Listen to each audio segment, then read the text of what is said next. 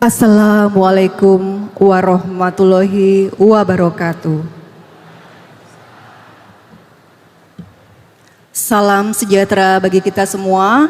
Shalom, Om Swastiastu, Namo Buddhaya, salam kebajikan Wet Tung Tien, Rahayu, Rahayu, Rahayu, salam Pancasila.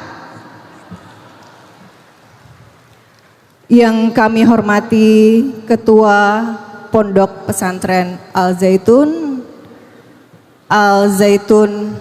Profesor Dr. Haji Panji Gumilang beserta seluruh para ulama yang hadir, seluruh sivitas dari Al-Zaitun. Juga yang kami hormati dan kami banggakan para perwakilan dari lintas agama yang hari ini hadir bersama kita semua. Yang saya hormati orang tua dari para santri dan yang kami cintai anak-anak kami, para santri yang pada hari ini berkumpul bersama. Saya mewakili dari umat Konghucu yang ada di Indonesia mengucapkan selamat merayakan Tahun Baru Islam 1 Muharram 1446 Hijriah kepada seluruh saudara kami umat muslim yang ada di Indonesia dan di dunia.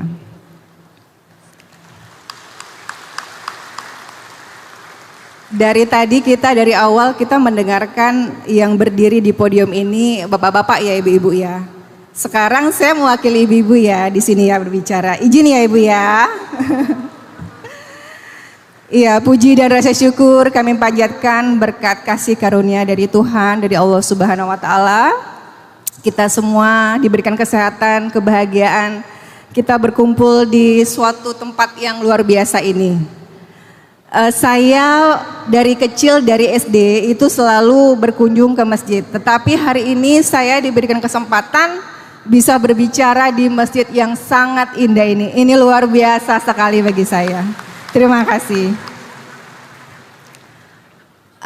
Dari awal tadi kita sudah sama-sama mendengarkan kata sambutan dari Ketua Pondok Pesantren Al-Zaitun, Profesor Dr. Panji Gumilang.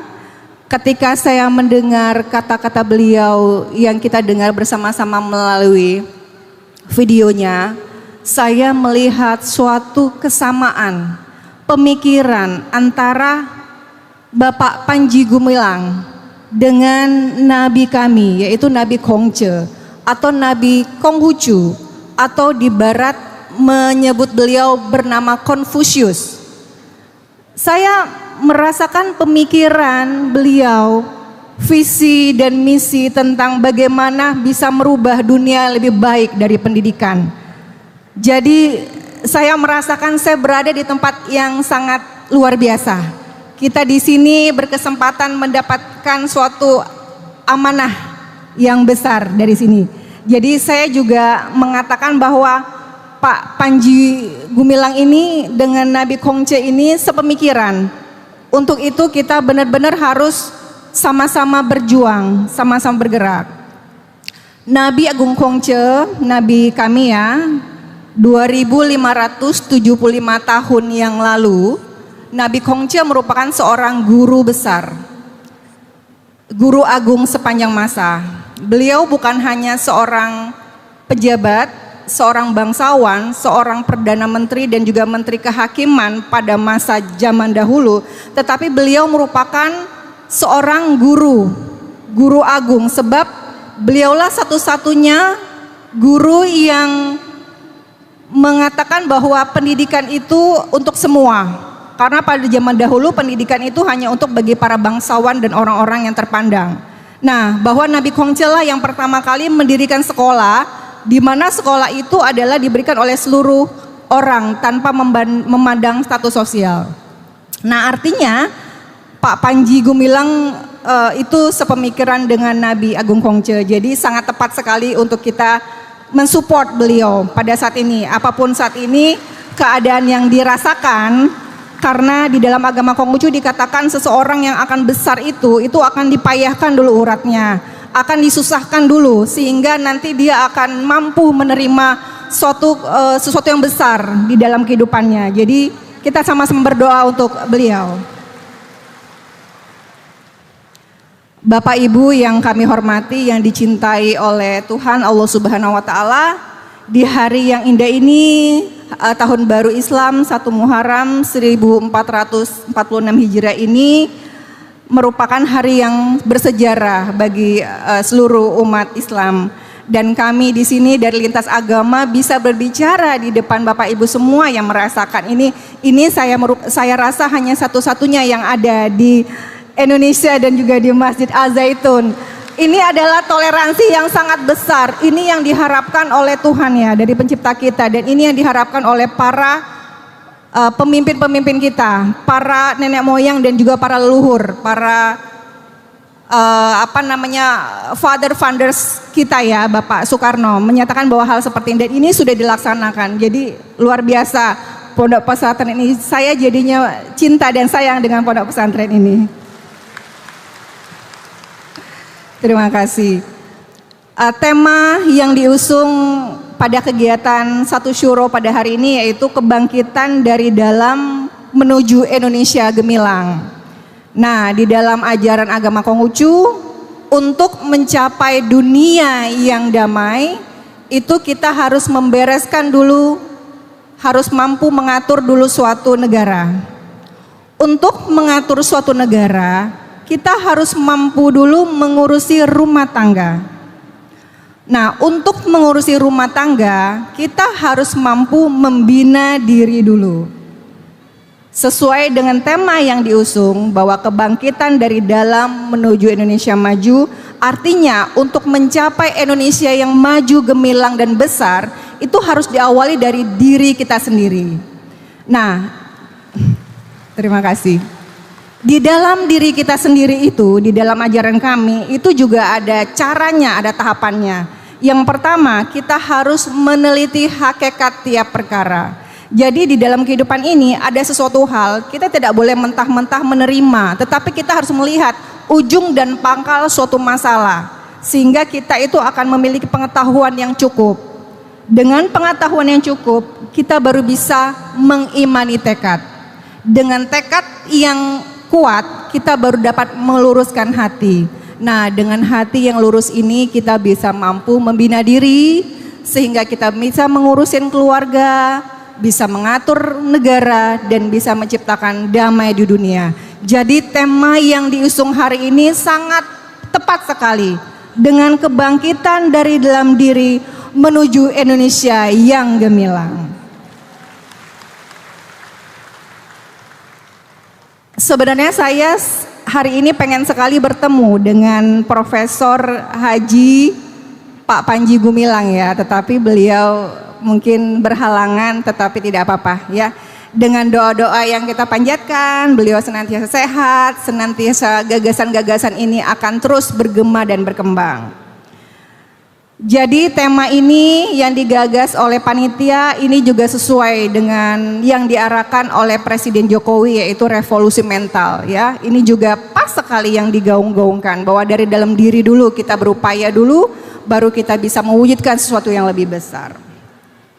Maka dari itu Bapak dan Ibu, saya membaca bahwa bulan ini adalah bulan Muharram ya. Ini adalah bulan di mana jika kita berbuat kebaikan, maka Allah Subhanahu wa taala akan melipat gandakan amal kita. Apa benar? Benar ya, betul ya. Dan hari ini kita sudah mengawalinya dengan hal yang kebaikan. Jadi apa yang kita doa-doakan hari ini tentunya akan dikabulkan dan akan dilipat gandakan. Amin ya rabbal alamin. Sancai. Maka dari itu saya mengajak untuk kita bersama-sama dengan keragaman ini, kita harus senantiasa menjaga toleransi, kita harus membangun rasa cinta, dan kita harus memupuk kedamaian dengan saling menghargai.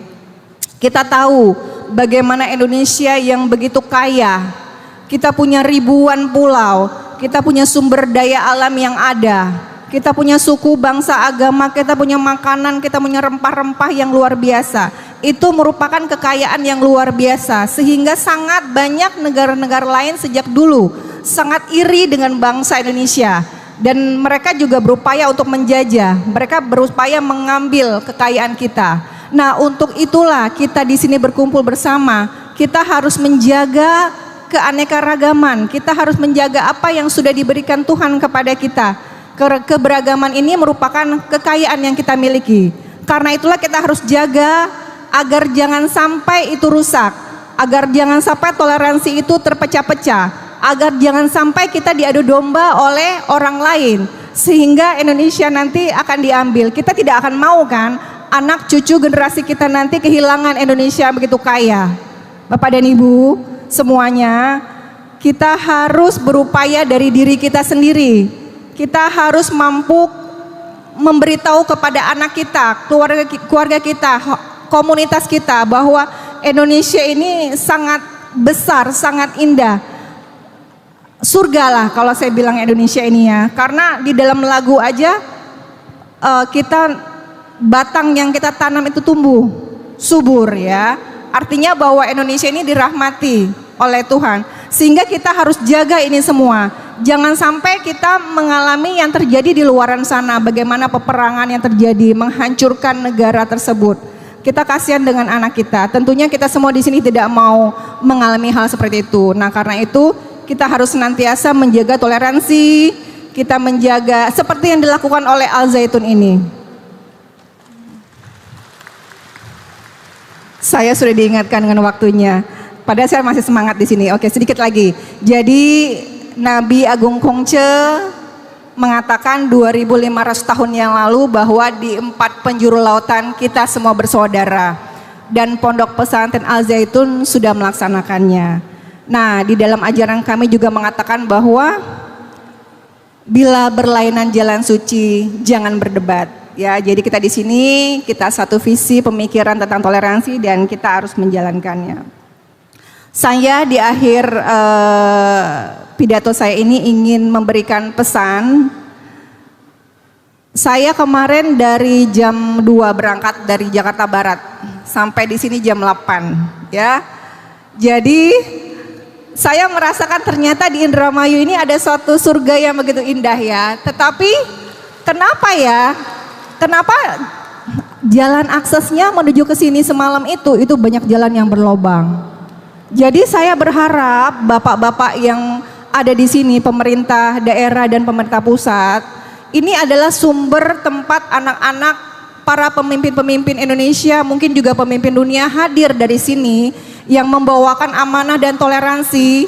Mohon agar diperhatikan jalan akses menuju kemari.